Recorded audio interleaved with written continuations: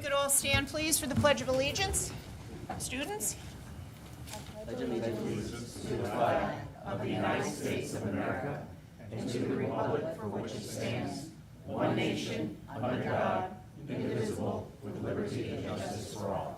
Thank you. Oops, down I go. And I'd like to ask for a moment of silence, please, for Vicki DeMeo, who passed away on March the 4th. Mrs. DeMeo worked for over 30 years as a teacher at Kennedy Middle School until her retirement in 2004. And also for Carol Boyce, who passed away on March 5th. Carol worked for the Southington Public Schools for 17 years as a clerk at Central Elementary and secretary at North Center until her retirement in 2004. A moment of silence, please.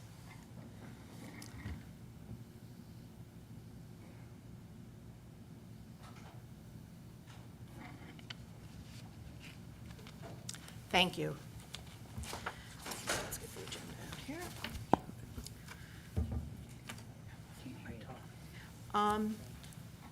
Mr. Oshana? Yes, I'd like to, Madam Chair, I'd like to add a couple of items to the agenda. I'd like to add item 11F, student expulsion. Do I have a second? Second? All those in favor? Aye. And could we add item 11G, the appointment of a committee for nurses, the upcoming nurses negotiation? Second? All those in favor? Aye. Okay, motion passes. And then we move Yeah, I'm looking for where to it is. 7E, if you'd like. Yeah. Just finding it right It's now. 11, They are, 11C1 yeah, and there 2. it is. Move item 11C, C1, 11C2 to item 7E. second? okay. All those in favor? Aye. Okay, motion carries, thank you. All right. Mr. Medancy, I'm going to turn it over to you.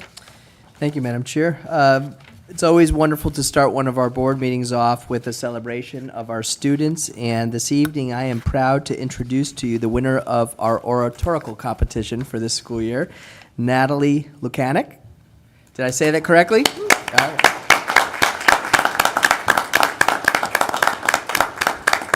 For those of you not familiar with the oratorical contest, it's a long-standing tradition. Thank you to our friends at the Legion, and it is it's a very impressive display of knowledge relative to our Constitution, but it's also a display of critical thinking and communication. You get some topics that you're going to be pulled, and you're going to have to be ready to speak to them based on your knowledge, and you want to be creative in terms of your approach to the judges, and also you want to be clear in your delivery and how you're communicating. So when I think about our vision of a graduate, it really demonstrates Natalie's command of some of those 21st century skills we feel are so important.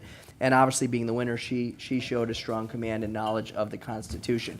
I did tell Natalie I wouldn't put her on the spot tonight and ask her to recite everything that she spoke about through all of the competitions. It's been a little while since the competition has occurred, but I did want to give her a chance just to speak to a little bit about her experience with the competition this year. Natalie? So I was approached by my psychology teacher, funny enough, Miss Patton, and Bring the mic down, Natalie. she told me a little bit about the competition because she knew that I loved history and learning about government and things like that. So I was like, oh, of course, I'll do that. Sounds fun. Sounds like something new. I'm pretty good at public speaking. I go to Greater Hartford Academy of the Arts, so I perform a lot in front of people, and that's, something that helped me with this. So my speech, majorly the thesis was about protecting our democracy and protecting our rights as American citizens, and looking into the interpretation of the Constitution, how we can responsibly interpret sections of the Constitution and make sure that it progresses through time effectively. Well, Natalie, we have something for you this evening. I am always amazed, having gone to one of the competitions, a couple of the competitions, actually. You get put on the spot. You have a memorized speech, but then you get asked another question. And you have how many minutes before you have to answer that question? I am always amazed at your poise, at your knowledge. It is, for me as an adult, a lesson that I need to learn, because your grasp of the Constitution is absolutely incredible, and you are to be commended for winning this competition. I'm just, let's give her a round of applause. Absolutely amazing. So, Natalie, having duly qualified under the standards prescribed by the Southington Public Schools, you are hereby awarded this certificate of excellence for the 2024 American Legion Oratorical Contest. In witness whereof, the seal of the Southington Board of Education and the signature of the Board of Education Chair and the Superintendent of Schools are hereunto affixed on the 28th day of March, 2024. Best of luck in the Thank you so future. much. Continue your studies, because, my gosh, you. it's absolutely amazing. Thank you so much. Thank you. Thank you. Does the mom and dad want to take pictures? Mom and dad, you want? Your dad wants to take pictures. Why don't you can stand up here? Say hi to the board members, mom and dad, if you want to take a picture. Congratulations. Yeah, awesome. Yeah, congratulations. And Natalie. Mike Crocco, come on up and take for. Yes. And get mom and dad in there.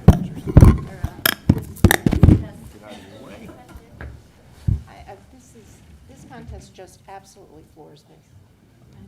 How wonderful they are. Dad. Come on, Dad. Come on, we have to get mom and dad. Come on, mom and dad. Come on. There you go. I don't like these. That's okay. It's for your girl. Congratulations. Congratulations.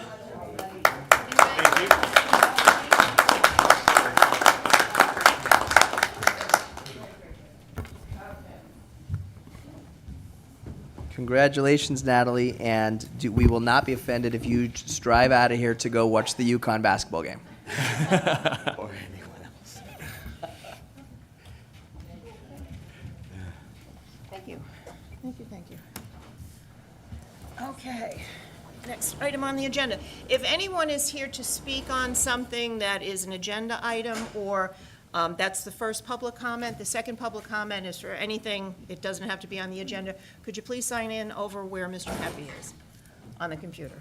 Okay? Okay, thank you. Next, approval of the minutes from February 22nd. Do I have a motion, please? So moved. Second? Any? Linda will pick. Any discussion? All those in favor? Aye. Motion passes.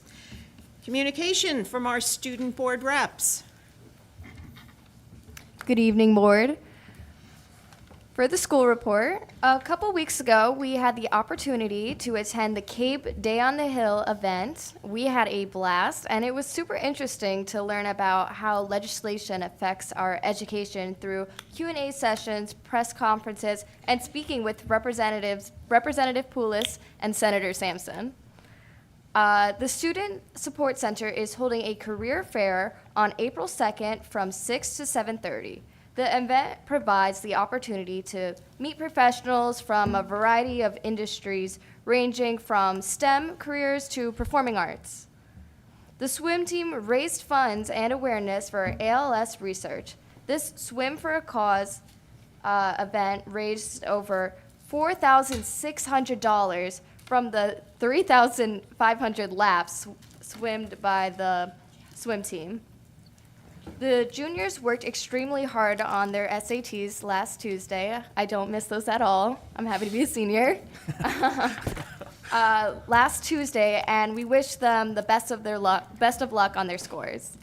Junior prom will be taking place on April 20th at 6:30 at the Bella Vista. This year's theme is a starry night, night with a K. It will be a fun night filled with food, dance, and socializing. The Spring Fling took place last week, and it was a night full of fun and dance for the freshman and sophomore classes. Unified Theater took place on March 15th. Great job to all those who were in participation. We were all really proud of the work and dedication you all put in. On Monday, the 18th, our Italian language classes put on their annual Mangiamania Day, where sophomore students recreated popular Italian dishes from a specific region of Italy and provided history and cultural aspects that went along. I'm going to continue on with the school report a little bit. So, starting off with the robotics team, the Cybernetics have been working hard throughout the build season. At the Waterbury District event, the team ranked third in quals, but had a lackluster performance in the elimination bracket. However, the event ended on a high note as the team won the Impact Award, which is the most prestigious award for first competitions.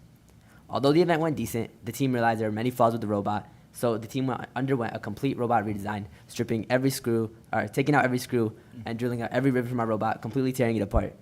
After tearing apart our first robot for spare parts, the team worked tirelessly to get our robot ready for the competition, and in 9 days, we were able to end up as finalists and even won the Gracious Professionalism Award.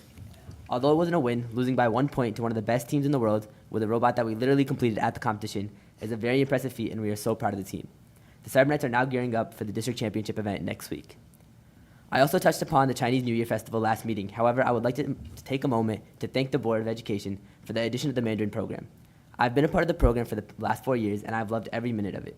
The program is led by an amazing teacher, Zheng Laoxi, who ensures that students are completely engaged and prepared for their future. The Mandarin program has inspired my peers to minor in Chinese in college and even the possibility of studying abroad in China, which wouldn't have been possible without this program since Mandarin is a requirement for studying abroad in China.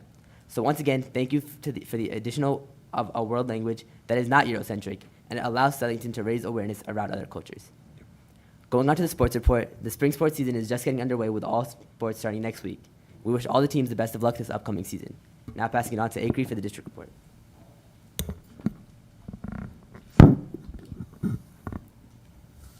The JFK robotics team's hard work, collaboration, and determination paid off. They took first and second place in the Southington Middle School competition last week. Way to go. We are very proud of their successful robotics season. Congratulations to 6th grader Aljai Petir, who won second place in the Elks Lodge riding contest. Aljai and many other students entered the contest in September, and he was recently notified of his award placement. The topic of the essay was the Bill of Rights and what it meant to you.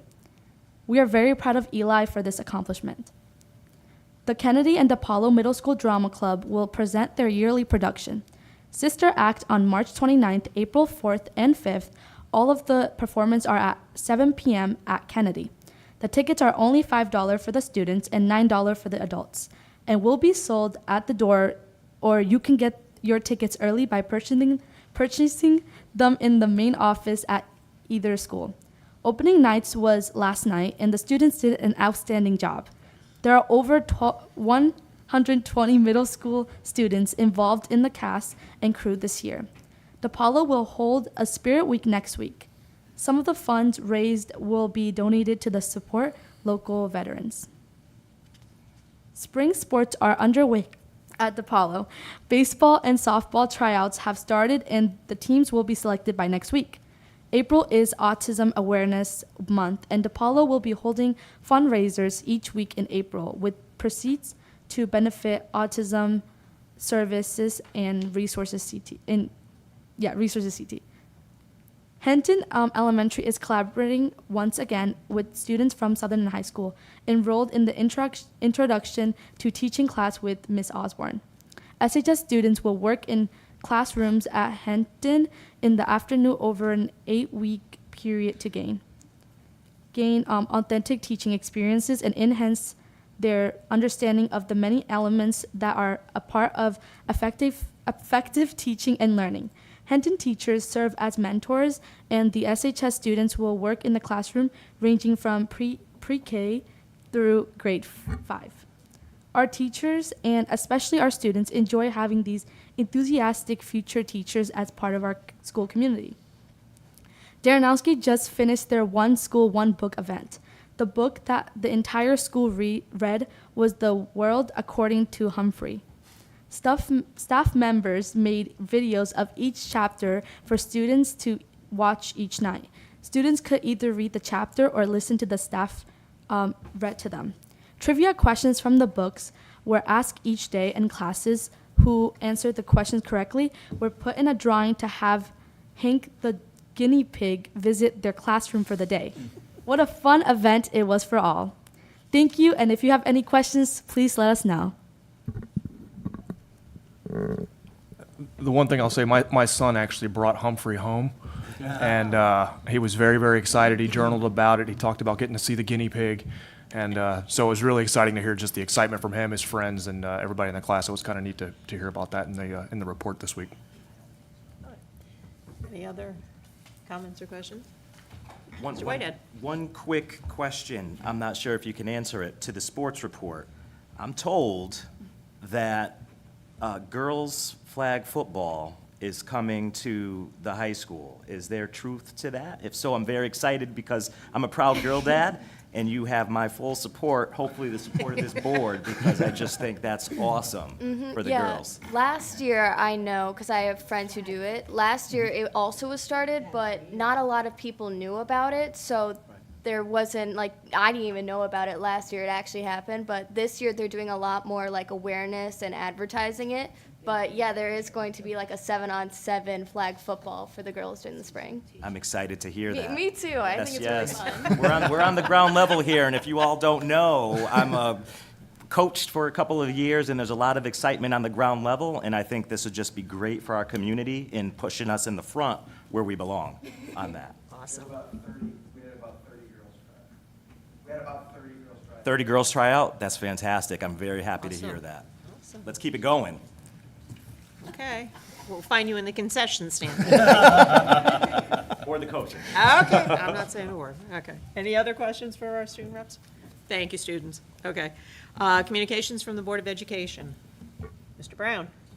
Yeah, I'd like to announce the deadline for the Wall of Honor. I want to give you a little background on what that is. The deadline is May 1st to submit applications. The applications are available on the Southington Public Schools website. We mentioned also who's on the committee. Mr. Pepe's on the committee, Mrs. Carmody's on the, I'm on it, Mike Krokow's on the committee, Chris Palmera is on the committee, Art Secundo, Karen Evitable, Chris Poulos, and Richard Royan. We meet a couple times a year, and the wall has existed for about 20 years.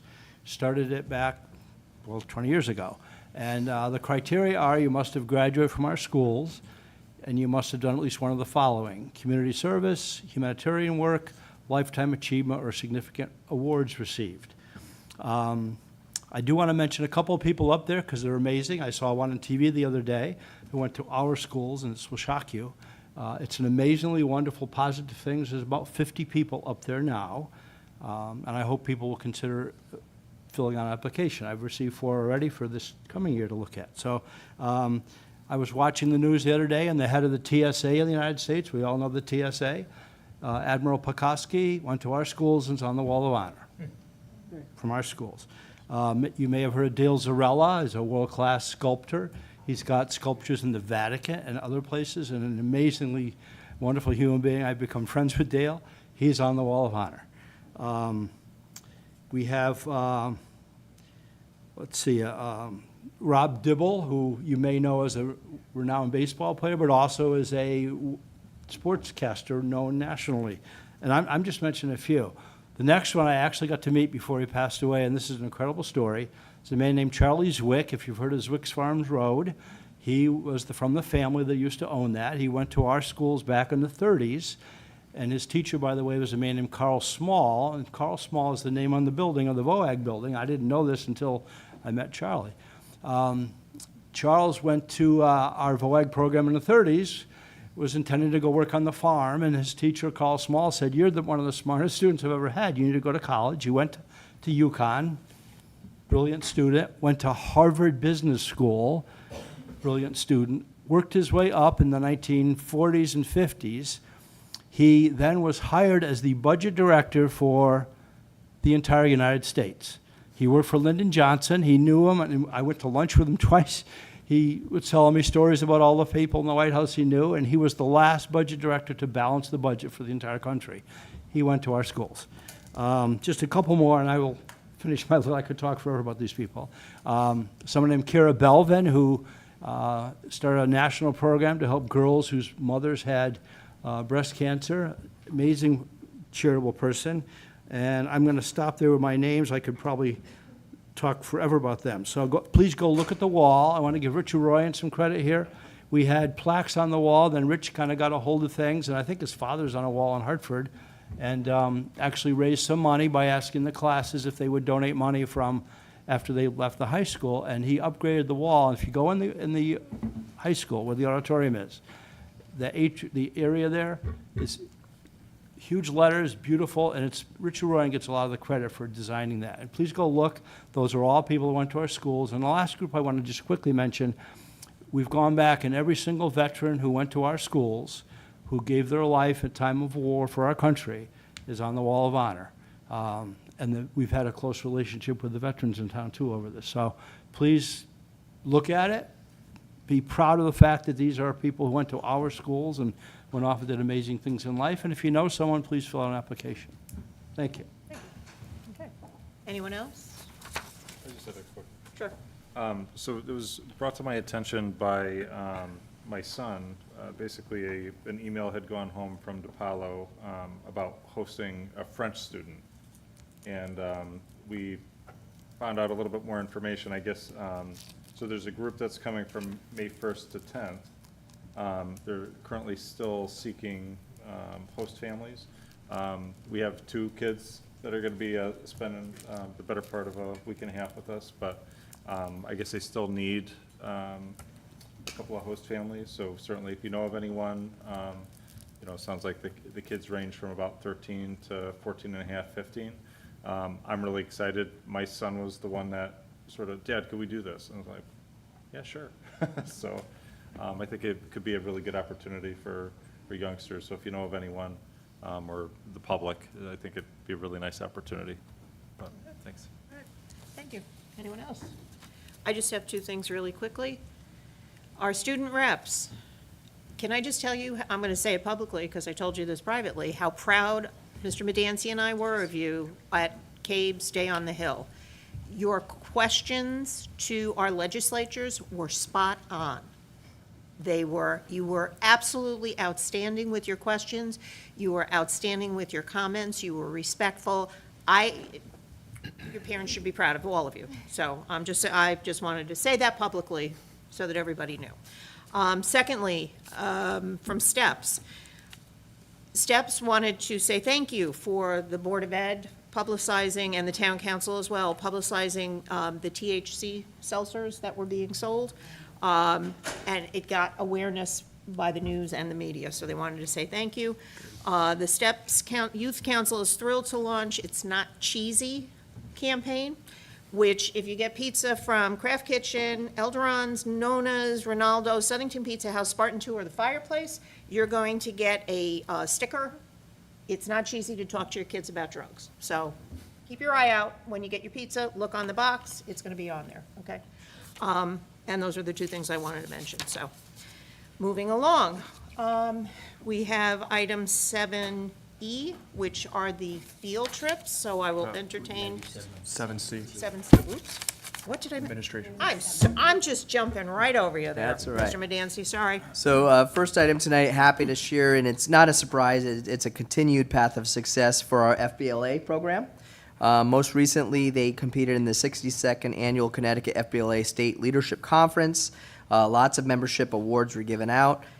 We had number 1 in Accounting 2, number 2 in Computer Problem Solving, number 2 in Local Chapter Annual Business Report, number 3 in Business Ethics, number 3 in Introduction to Business Procedures, number 4 in Introduction to Social Media Strategy. I could use some help with that one. And number 5, the Business Plan. You know, the students continue to do a great job, and also a huge thanks to the teachers, Teresa Brooks, Joy Cooney, Holly Jane, Jackie DeVilder, Ty Chachaki, and Denise Schuch. So they're just, it's a good collaborative effort, and they continue to produce at a high level. Also proud to share that we received a donation for 4 more AED devices. So we are strategically locating 3 more at the high school and 1 at Daranoski Elementary School. That is courtesy of the Have a Heart Foundation. It's a young man named Michael Papali who started the program. He was a senior in high school, had a heart.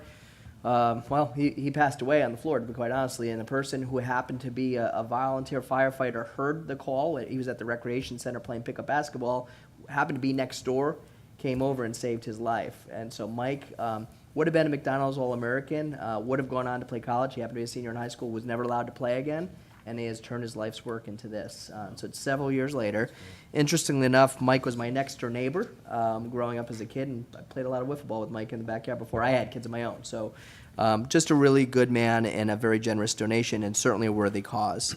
The legislative update, there's really, I attended yesterday, Mrs. Clark, I saw you on there as well. There's really two that I'm keeping my eye closely on. Senate Bill 5 is still in play. It made its way out of committee, so it's going to go to the floor. That is a bill that, like all bills, has a lot packed into it, but the part of the bill that I'm paying closest attention to is they're removing the tiers for excess cost reimbursement, and they're trying to fund special ed reimbursement at 100%. We'll never see that, but if they remove the tiers and at least increase from what we're currently getting, it's a step in the right direction. And then secondly, the HVAC inspections, there's a provision, and it's, again, still alive in the legislation, that we will only have to do 20% of the schools per year over 5 years until we complete them all, versus having to do all 12 schools in 1 year. They're just coming to the realization that the engineers that are required based on the type of inspection they're asking schools to do don't exist. So you can't do all of the schools in the state in the span of the 6 months that we have left. So that's their strategy there. Yesterday evening, the Board of Finance made a recommendation for a 5.75% budget increase. That's going to be passed on to the town council now. It'll be really important that we attend. April 22nd is the town council public hearing right in this room, and that's an opportunity for the community to express their sentiment relative to the budget.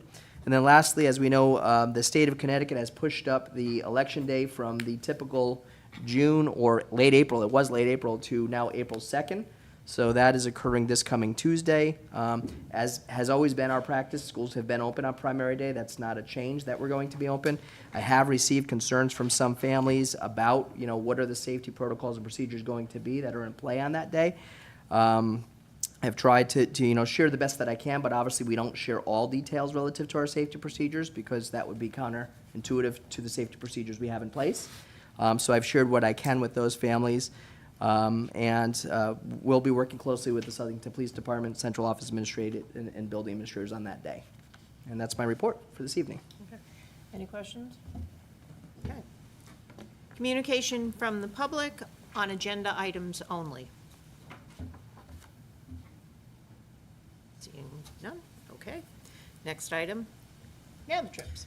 Madam Chair, I'd like to move to approve the out-of-state overnight field trip for the SHS Music Department as presented by administration. Second.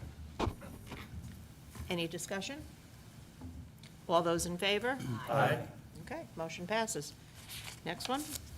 Move to approve the out-of-state overnight field trip for Southington High School Social Studies, grade 9 through 12, going to Washington, D.C. Second. Any discussion? It sounds like, they both sound wonderful, I just have to say. They both. I want to be back in high school. All those in favor? Aye. Okay, motion passes. Thank you. Okay. Committee reports, district-wide facilities meeting. Mr. Medancy. Thank you. We've had two since in between, but one was just yesterday, so we couldn't put those minutes in without the 24 hours into this agenda. But our initial meeting that occurred, or our last meeting, I should say, occurred that on February 21st, was really, I think, a reboot, if you will, of what is the charge of the District-Wide Facilities Committee, what are the goals that we want to have as outcomes, which is what I shared with all of you, that will be a scenario that we bring to this board in the near future based on recommendations of maintaining neighborhood schools and balancing enrollment where we can. And I think the other piece to that is remembering that we have the Karen Smith Academy as well. We focus on the 3 elementary schools, but we know we want to do work there as well. And I think we've talked about this as a board for several years now. Regardless of the outcomes, there will be an impact on all of the buildings district-wide because our goal will also be to try and align our transportation routes with the zoned areas of attendance for our schools.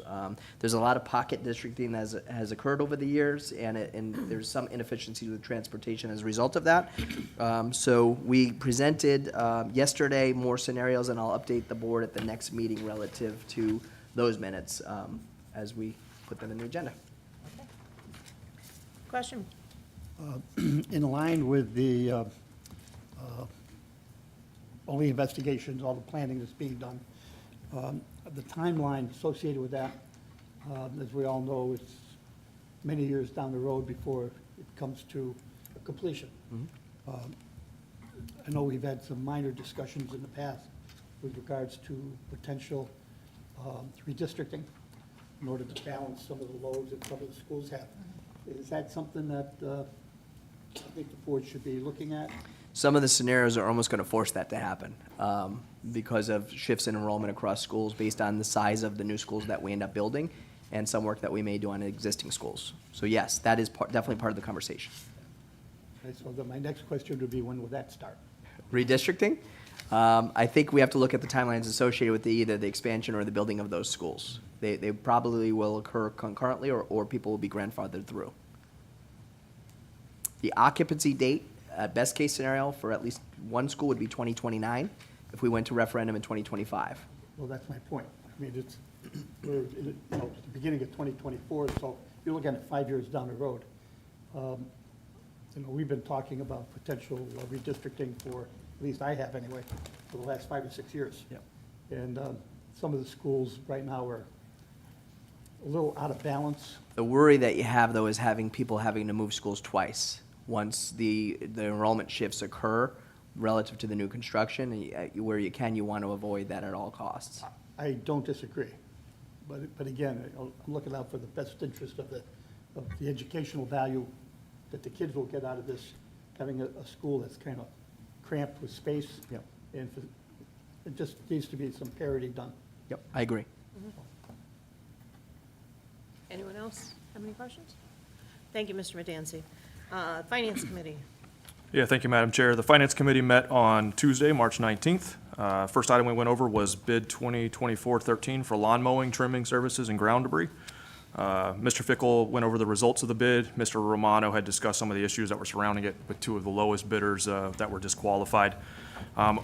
Overall, the committee approved the bid as presented by the administration for 3 years. And so with that, I have a motion, move to award bid 2024-13 for lawn mowing and trimming services at 6 sites and ground debris cleanup at 9 sites as presented by the administration for 3 years. Second? Any discussion? All those in favor? Aye. Okay, motion passes. Second thing we went over was the phone systems at HES, at Hatton Strong and at Thalberg. Again, Mr. Fickle and Mr. Romano, they went over, they kind of expressing the need for new phone systems. We currently have an aging system by Simplex. They've gone out of that market many, many years ago. And so they really, trying to find material for obsolete equipment has been difficult. So they've made the recommendation that we purchase a new system. Instead of financing it over 3 years, just outright purchase the system using a budget transfer of funds from the rental of equipment line for $25,000 and from the magnet school tuition account at $38,314. So with that, I've got a motion to move to award the purchase of a new phone system at Hatton, Strong, and Thalberg to Connecticut Communications in the amount of $63,313.65. Second. Okay. Just one question, is that from when they were renovated? Those phone systems, or is that the original one that went in when they were renovated? I mean, they haven't made Pretty these phones, close. and they've been out of that business Just for for a over while. a decade. Yeah, this Okay. is, Okay, so they are. That was, Yes. yeah, Your question? yeah. I remember when they went out of business, that's why I'm asking. Okay, Yep. all those in favor? Aye. Okay. And then the second part of that is a move to approve a budget transfer for the phone system from the rental of equipment account of $25,000 and from the magnet school tuition account of $38,314. Second. Any discussion? All those in favor? Aye. Okay. Next item we went over in the meeting, we talked about the food service oven grant. Ms. Mellett shared information regarding the sealed bid 2411 for 2 double ovens at Southington High School for the food service kitchen. Ultimately, 7 vendors had supplied bids, and the bid was awarded to Chef's Depot.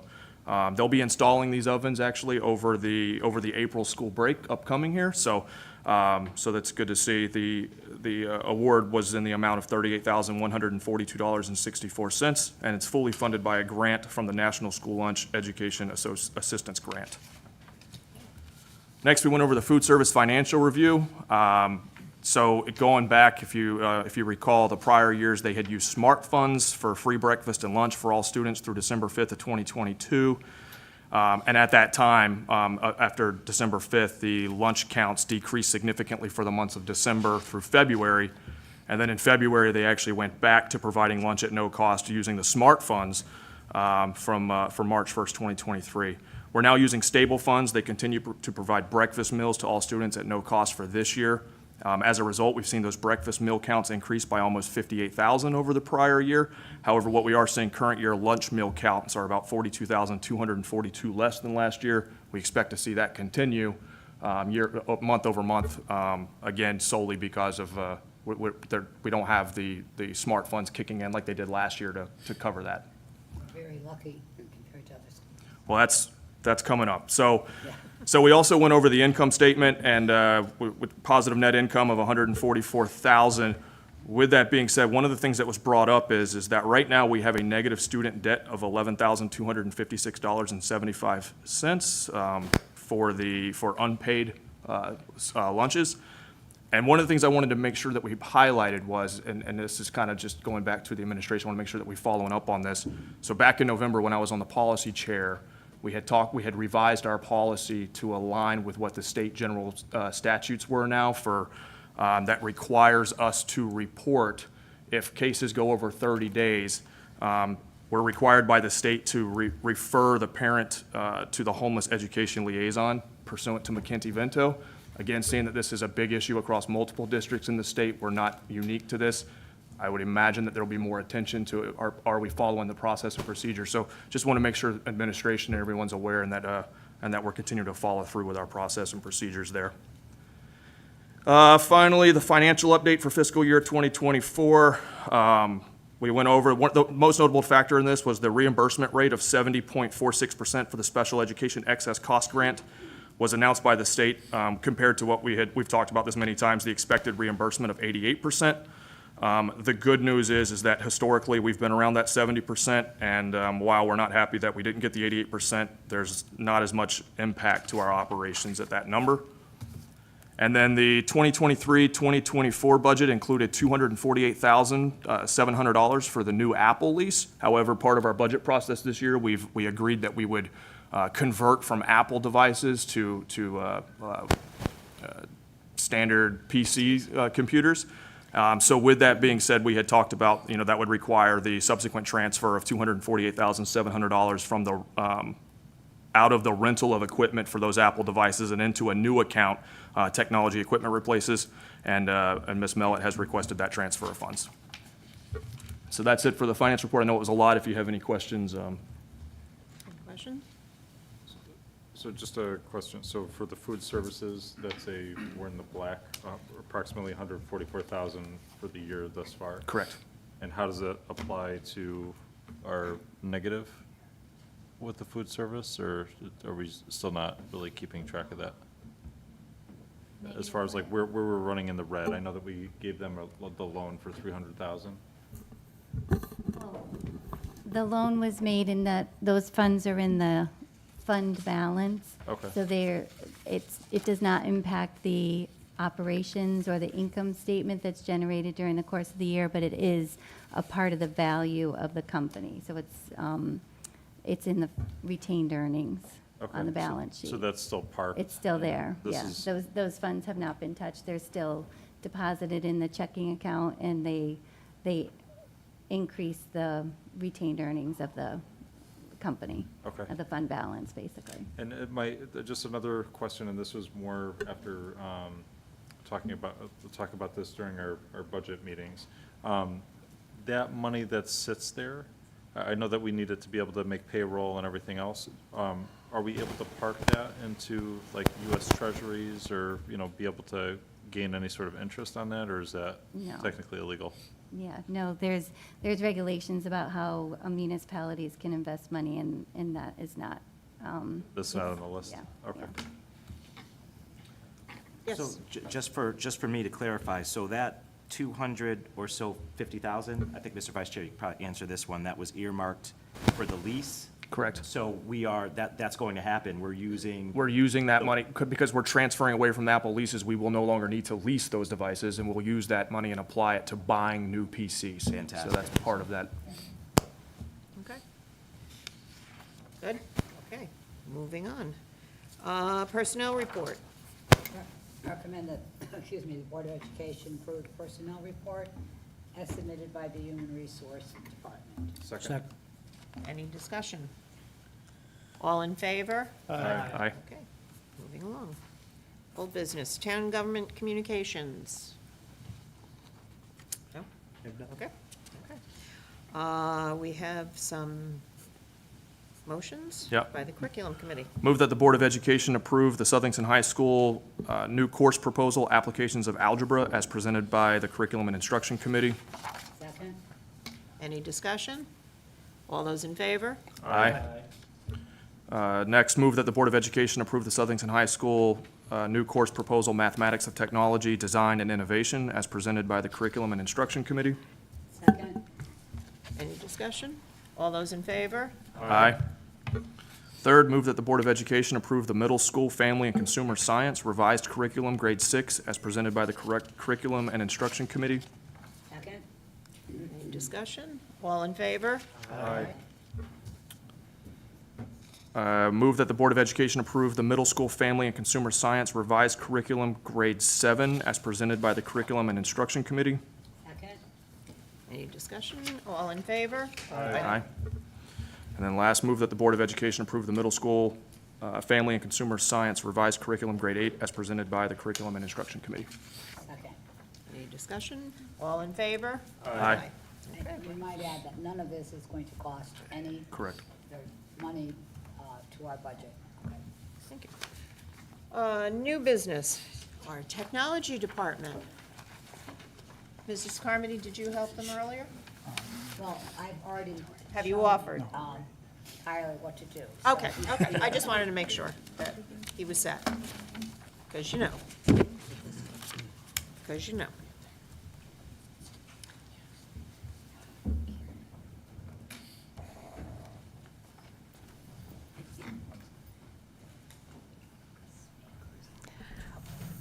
Mr. Medianci told us that we needed to be done by 7:40, and it's 7:54, so we're gonna.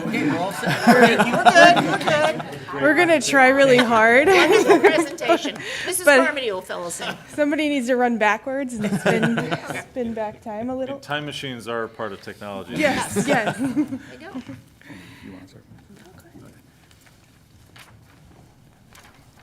go. Thank you for the time tonight.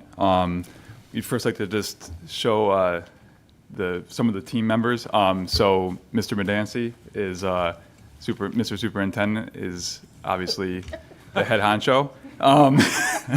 But my name is Tyler Savage. I'm the network manager. And this is Rebecca Savicol. She's the digital learning coordinator. And Jessica Poon is actually out on maternity leave, but she's our information systems manager.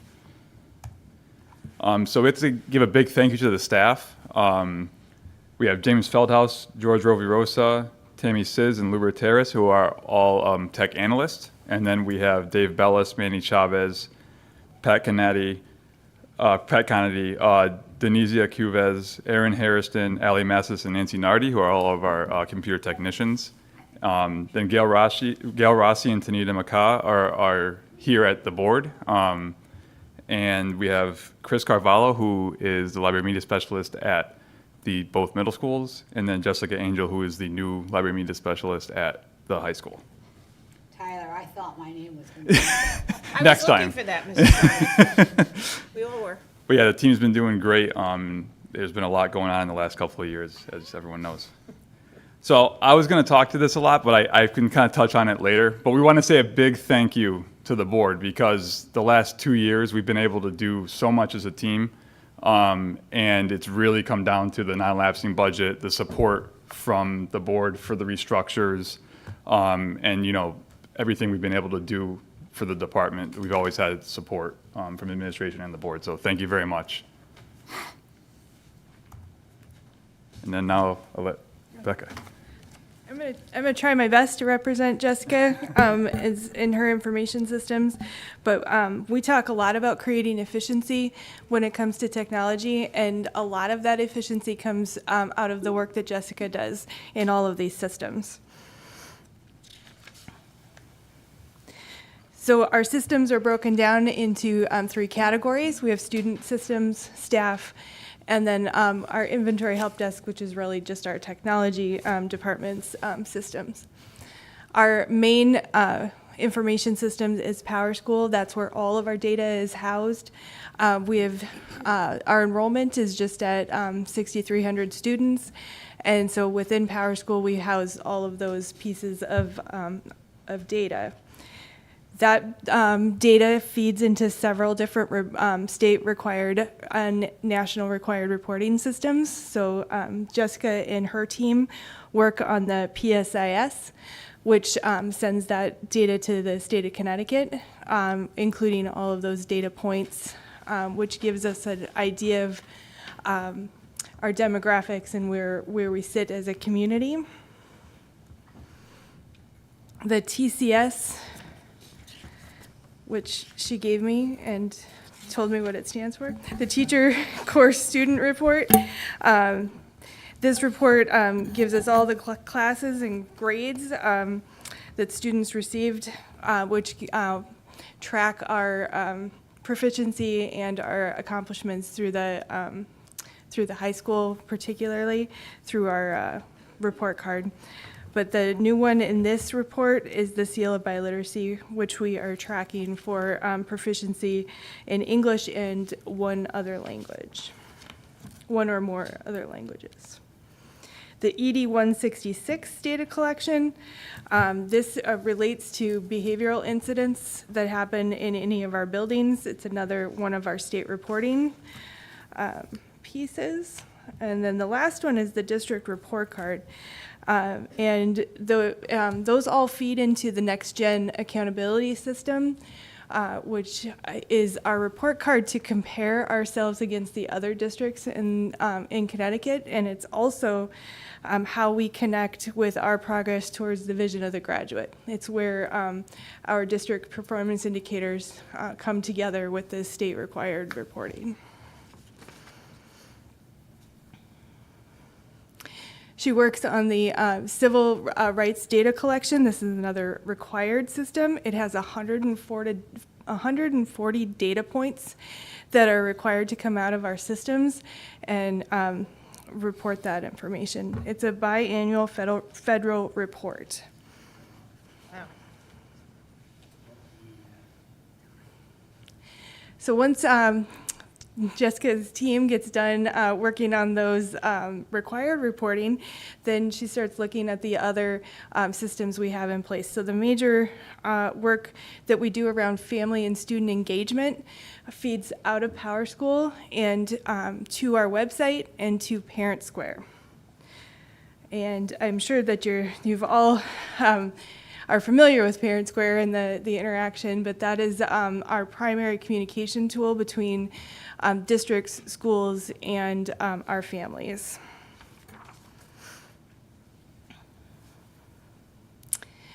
And then Jessica works on the PowerSchool enrollment. So this is when our pre-K and kindergarten students come to us, or any student as they enter the district. She coordinates the PowerSchool enrollment and makes sure that we place students appropriately according to the information that the families provide to us. And then the last two engagement systems are SNAP health benefits and Naviance, which is our college and career planning platform for students in grades 6 through 12.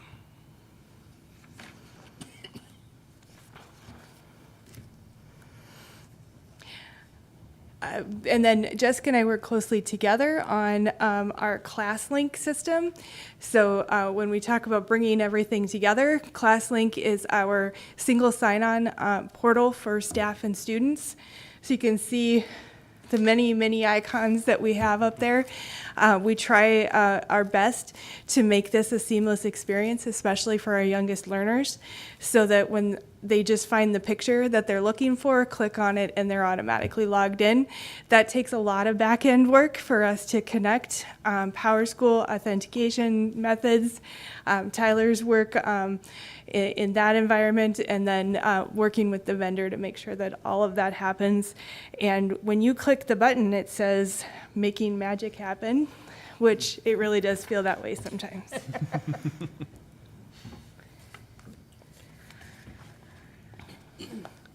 So when we look at creating those efficiencies, these are the things we look to do to develop reports that bring together all of this data, to look to help building staff improve their ability to access and use data, and then increasing that number of applications that we can automatically roster and log in students quickly.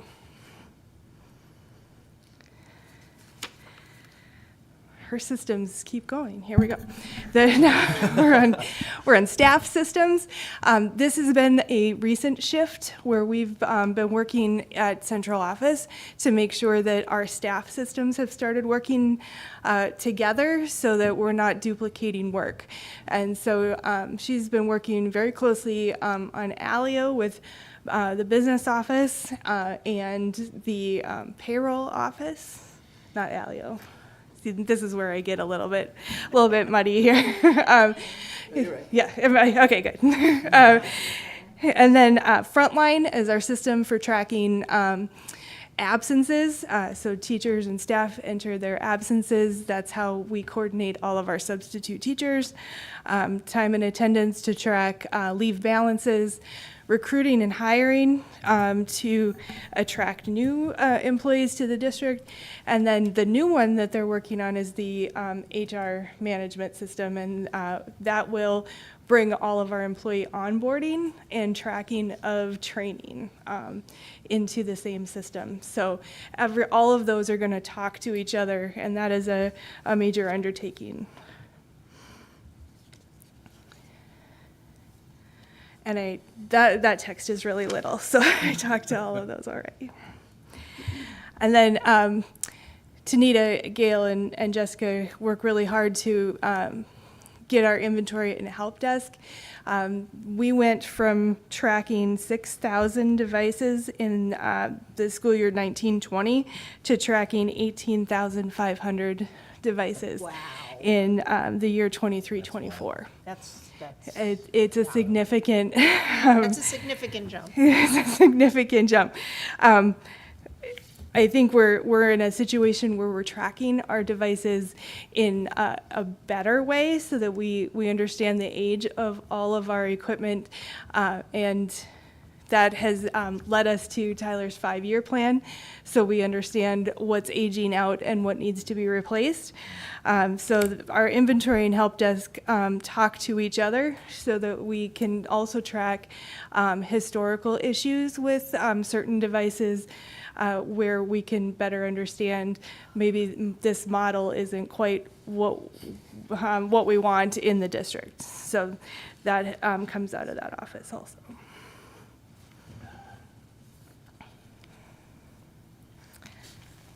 Thank you. I could not have done that good of a job for that information. You did a good job being Jess. And I think a part of what all that was saying is efficiency. I think all departments required a lot of that technology to make them more efficient. And I think our department as well had to do the same type of thing. So we're going to kind of give a progress update and a little update on the 5-year plan. So I spoke to the board about 2 years ago. There's obviously some different members here, so to kind of go through similarly, like what was identified and what was updated since then. So one of the problems we had was a network stability issues, just because, as you saw those assets, the amount of increased devices on the network every day definitely put a strain on it. And talking back to the thanks to the board is deploying those 337 Wi-Fi access points and the 50 switches, that money came from the non-lapsing and things like that. So having that support has helped us to really bolster the environment. And I think the students spoke about the SATs. We had about 500 students testing that day, all on the network using Chromebooks. And then we also had during the PSATs over 120 students in the East Gym testing in session. So being able to support that is something that before you see pen and paper, now we're using Chromebooks. Also, today I just sent an email about phishing. We have a lot of security things that have been implemented. And definitely my hope with the fishing training and the multi-factor is just to kind of educate the staff for the SPS, but also for their home life, because it's definitely out there all over. So we definitely are trying to work on that. And we have a more antivirus, or more advanced antivirus, that was purchased over the last 2 years, and it helps us be more proactive for issues. And then going forward, we're just going to keep on that 5-year plan, keep expanding the ransomware protection. So, talked about the Wi-Fi access points and the switches, but also the projectors, the smart boards, those things were also aging out. So we've been working with non-lapsing, with the PEG-PISA grant, to secure fundings for that.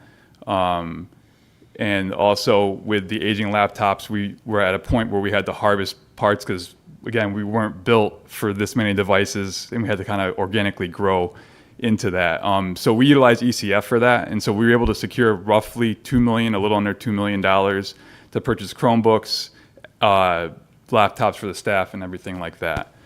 So the problem with that is you have to build that back into the budget now. So that's what we've been working through this year with the new lines, moving that Apple lease around, and that's all coming with that. But going forward, we're going to keep looking into E-rate every year, because E-rate is basically, when we apply for it, we get half off on all the things we are purchasing. I mean, unfortunately, there's only a finite amount of things you can get with that, but everything we can, we're going after that. And then additional grants. There's a lot of grants coming in security. They're kind of changing E-rate to cover more security items, so we'll just keep up on that as much as we can.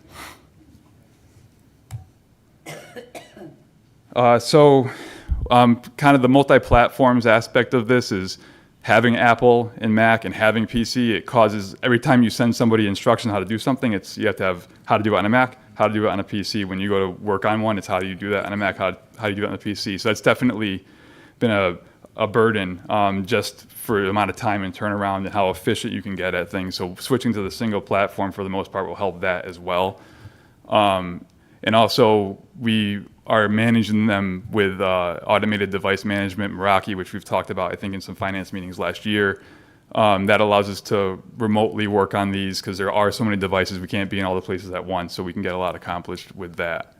But going forward, we're just going to keep, being efficient with things and obviously maximizing the remote deployment and everything. So we were able to, again, with the help of the board earlier this year, restructure, redesign the team. We had, obviously, the increase to overall, the devices and the staffing didn't change at the time. So we had time-consuming repairs and a lot of different areas that were set up. But now we have another computer technician set up. So that'll help. That helps us get more boots on the ground, more schools taken care of throughout the day. And we also kind of reassigned people to cross-train, get people more familiar with different areas. So if there are some issues happening, we can send people to X, Y, or Z. We also bolstered our documentation. And when it came to the repairs being time-consuming, we're really trying to curb that. One of the things we did was implement the self-insurance for Chromebooks.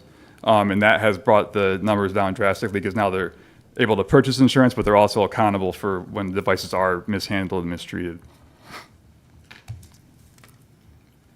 So going back to that, when we restructured, we were trying to get less, turnover. So we were promoting retention. That was a major part of the whole thing. So we definitely streamlined the way things were to make the environment better. And also we did the increase in the hourly pay and providing opportunities to learn more. And that kind of goes along with documenting things and getting everyone in front of the information. So I brought this is a slide that was brought 2 years ago. Some of them are blocked out just because we don't want to let those ages out. But I can give those on in a private session. But I just wanted to kind of show where we've got over the last 2 years, where we've gotten. So as you can see, we've got our current average age down significantly, and I assure you the ones that are covered are roughly the same too. So it's really been a great change, and I feel like a lot of things we're doing now are because of all the investments we were able to put in the last few years. And I did want to mention that the numbers are a little more towards that industry standard. We're aiming towards the comfortable use. because I do understand, with budgets and everything. The reason the numbers are kind of lower is because it's skewed, because we've had to do so much in the last 2 years that it brought the averages down. But again, we're going to keep trying to build it into operating budget and do all the grants and E-rate we can. But again, thank you for all that.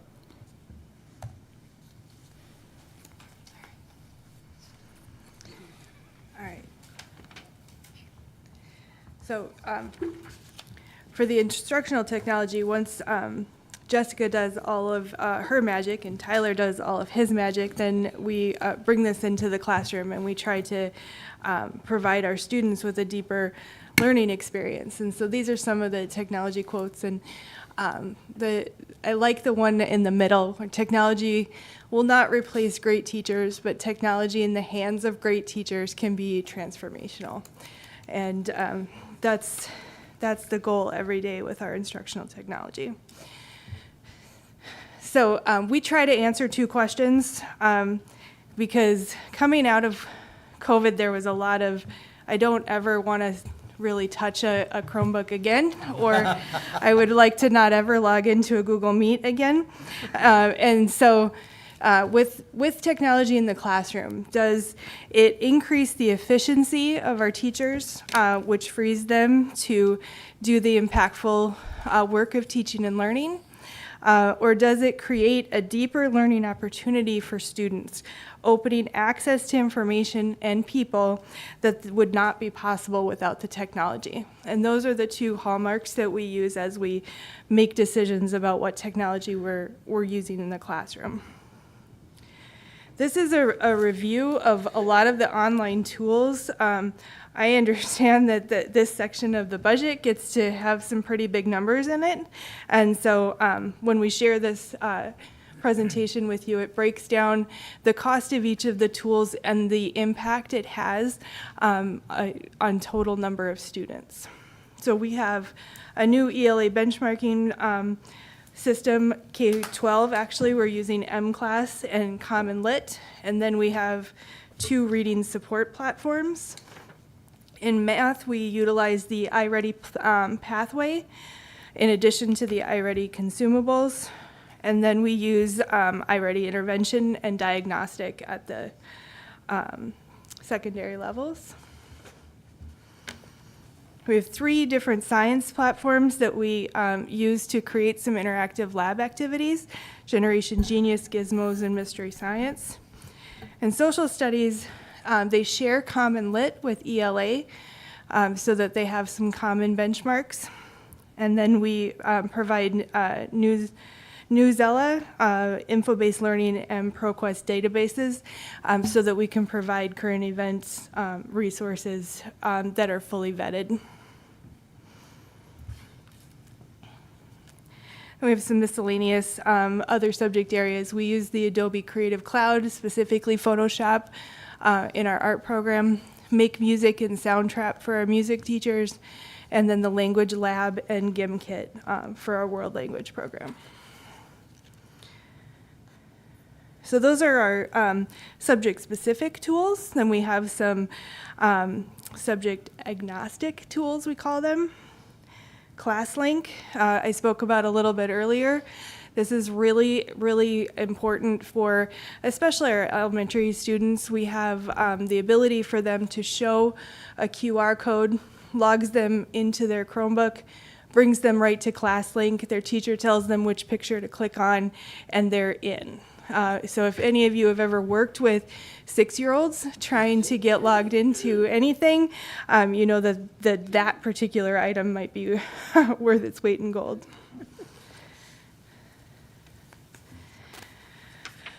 The next one is GoGuardian Admin, which helps us with our internet filtering.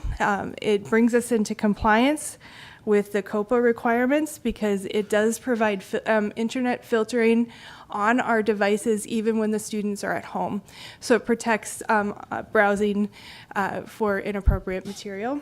And they'll see that little lock when they hit something that they shouldn't be viewing.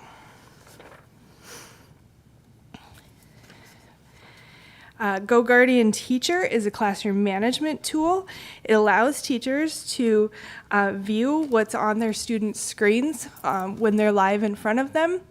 And so they can they can do a screen lock. So if they had work time and need to bring them back together, they can lock their screens so that the attention is back on the teacher. They can do individual teacher-student chat. So if maybe a redirection is required, they could do that privately and not embarrass our seventh graders who tend to be a little bit, don't call me out in front of my classmates. I think we're all a little like that too. They can push tabs. So if, again, you're in an elementary classroom and you need them to get to a website, you could push it to all of their devices. And again, they're not spending that time trying to get there and losing instructional minutes. You can close tabs if they're on things that they shouldn't be, and block certain websites, like you could block YouTube during work time so that they're not tempted with that distraction. GoGuardian Beacon is, it replaced Gaggle, if any of you remember. That's our monitoring for students in crisis. So it'll alert us if students engage in online behavior that indicates violence, threats, guns, bombs, self-harm, or suicidal ideation.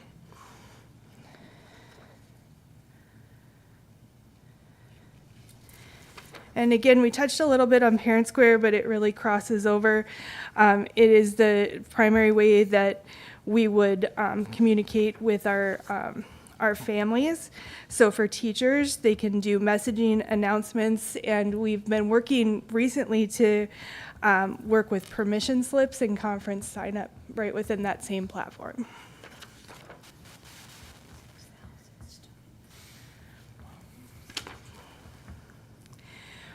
We have a data warehouse that helps with that tracking of student data so that we can tailor instruction to where our students are at.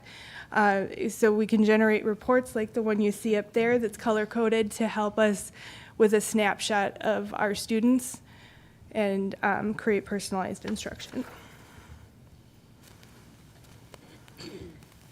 And then some of the other tools, we had demonstrated some of these at our last time we were together. In the interest of time, we cut some of that out, but Padlet is a brainstorming and organizational tool. Kami started off as a PDF editor, and it was really great for us during remote learning, but it's grown into this interactive tool. For instance, I just worked with a group of elementary teachers where Kami will do text-to-speech, but it will do the language conversion live right in the program. So if the teacher put it in English, the student can highlight it and it'll read to them in their native language. And then we can go the other way. The student can do speech to text. They can do it in their native language. It'll convert it to English so that the teacher can read it and grade it. That's amazing. That's awesome. And then Canvas is our learning management system. We do use Google Classroom at the elementary level, and that tool is free at the elementary. But we have Canvas for the secondary, and it provides a lot of information. I apologize, you can't read that, but it allows us to centrally manage. It allows for collaboration and sharing between teachers in the same department or in the same school. And it will do an internal email communication and tracking, and create quizzes and tests for students to complete online, which gives a quicker feedback cycle.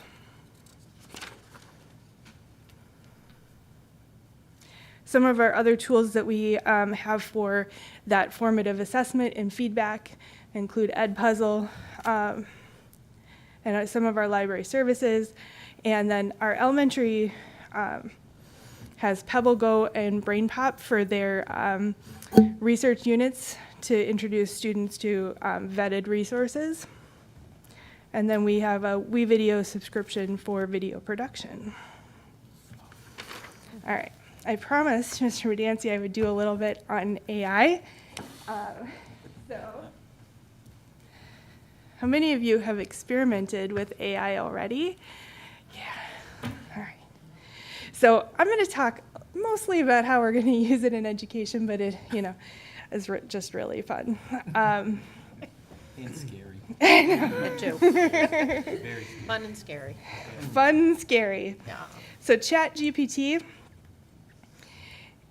is probably one of the more well-known ones. They talk about ChatGPT. It was one of the one of the first ones that was out there. But I'm going to ask it to create a lesson plan to teach students about the Reconstruction era. It's going to think for a minute,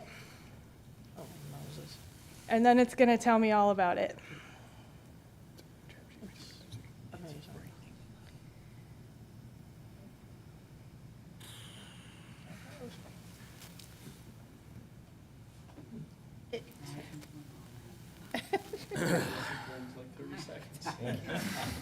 Here's your lesson plan, Mrs. How is it? Mr. Brown. Lesson plan. Isn't that how you do it? I think it's just taking Mr. Brown's lesson plans and then digitizing it. It was what he was doing. No idea the time we spent.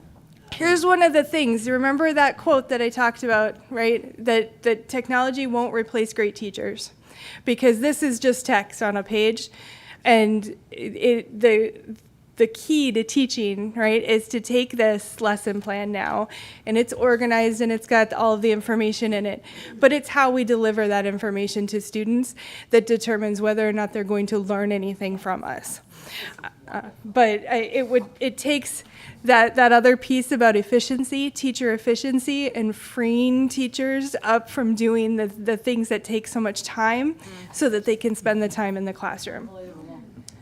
So I now have a lesson plan that will teach me about the Reconstruction era, and then I'm going to have it create a 4-point rubric.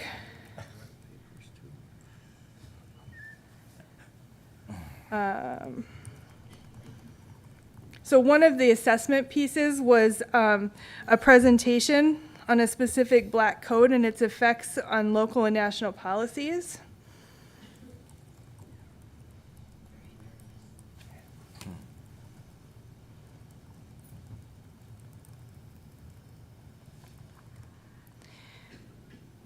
And in about 30 seconds, I'm going to have a rubric for grading that assessment piece that I put in. Unbelievable.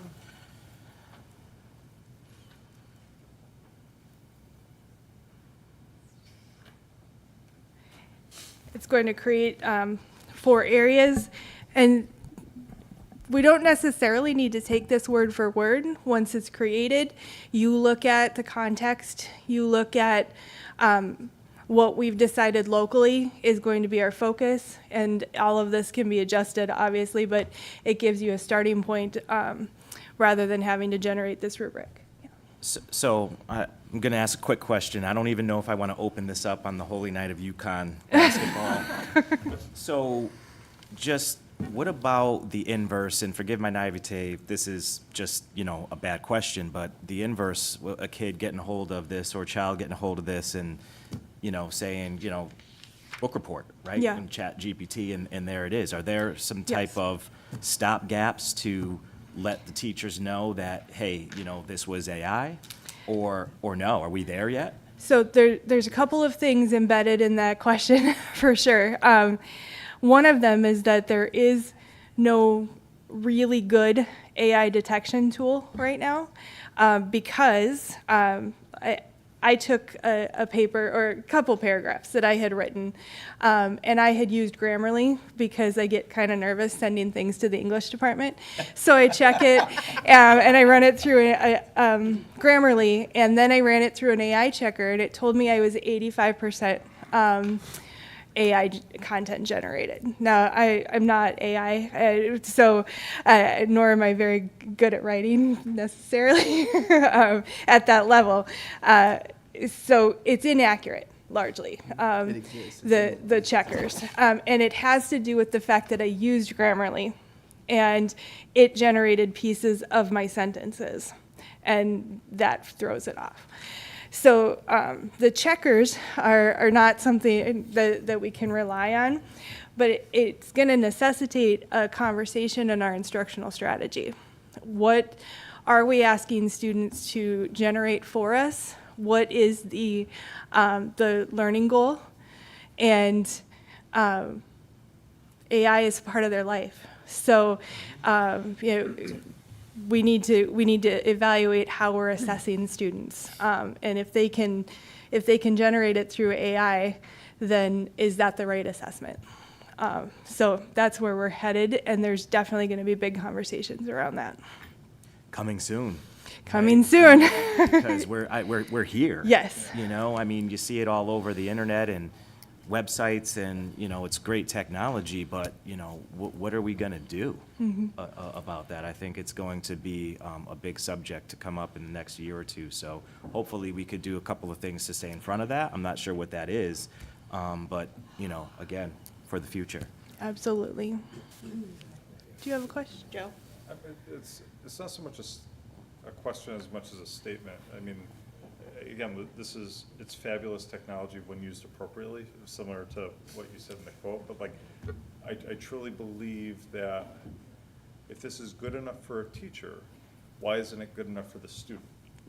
And this is going to create a huge double standard, in my opinion, as far as like with students, essentially, if I want to write a report on, you know, Gettysburg, and I decide to use something like this, a program, and then maybe go through it and doctor it a little bit to provide Joe's take on some of the historical aspects of it.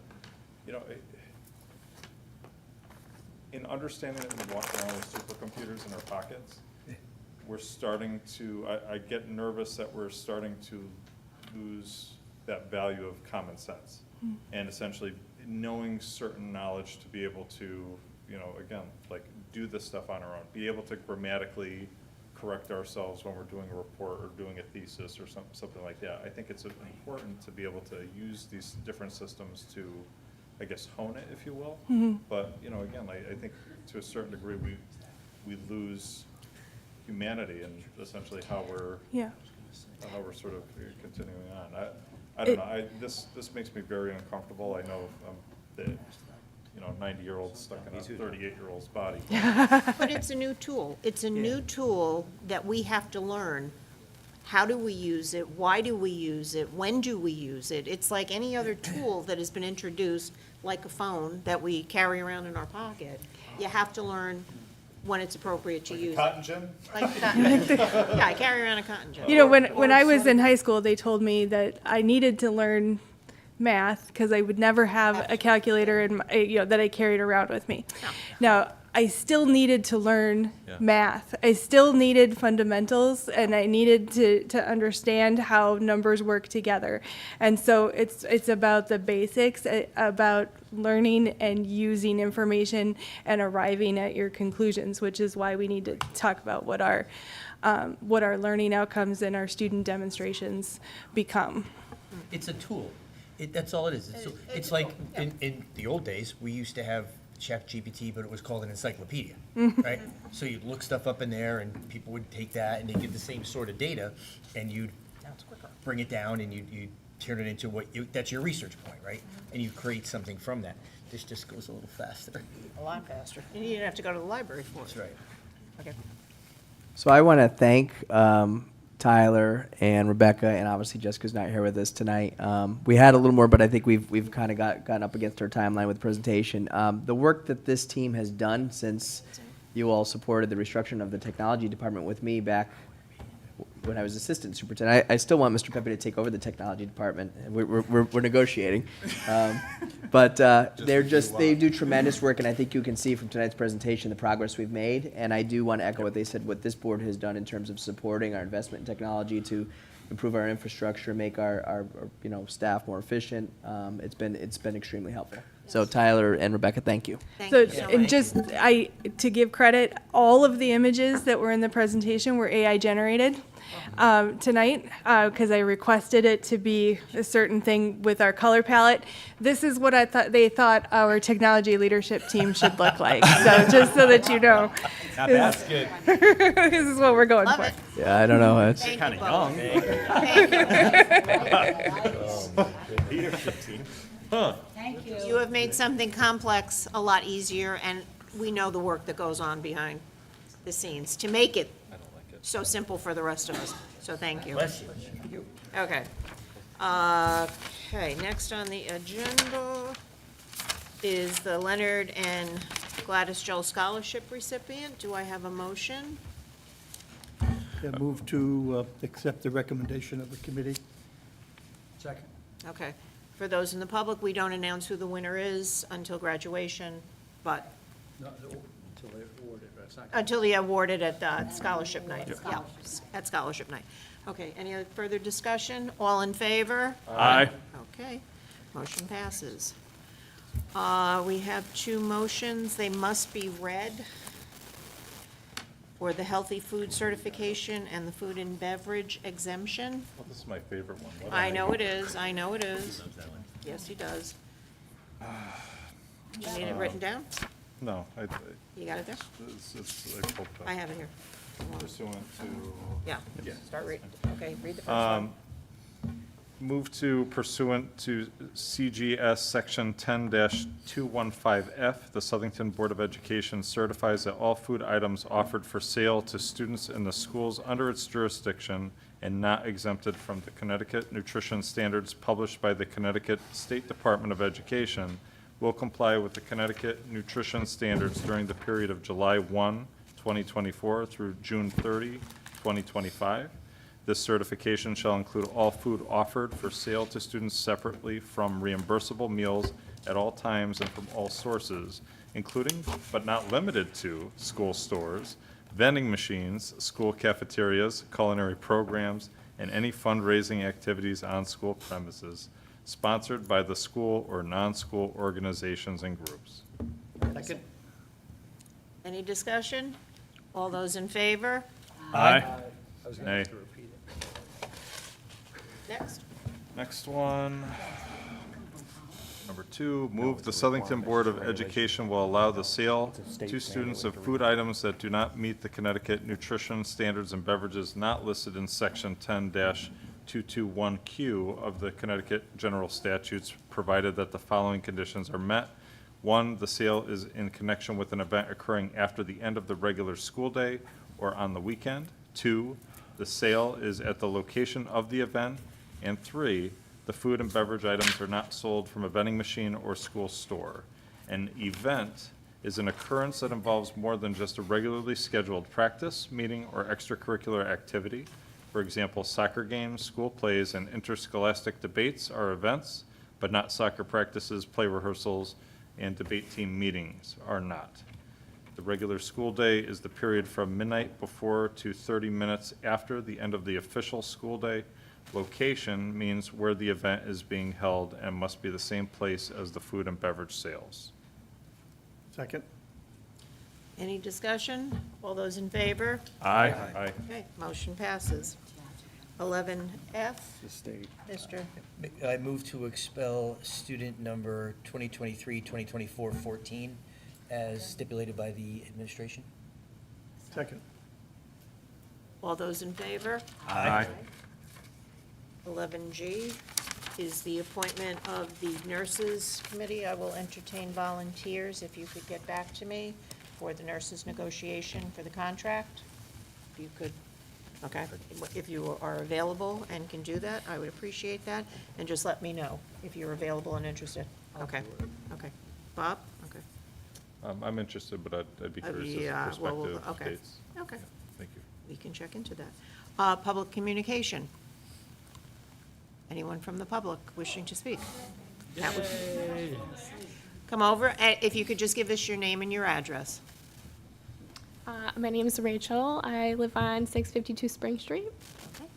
I'm just here because I'm concerned about voting in elementary schools on Tuesday. My son's not going to school that day. And a lot of the other towns closed when they do it in the school, so I don't understand why our elementary schools are doing them while the kids are in school. I'm not really sure what else to say to that because I've never had to do this before. I just felt like I needed to come here for that. So that's it. Okay, thank you. Okay, thanks. Thank you. And the last motion? David? Move to adjourn. Second? All in favor? Aye.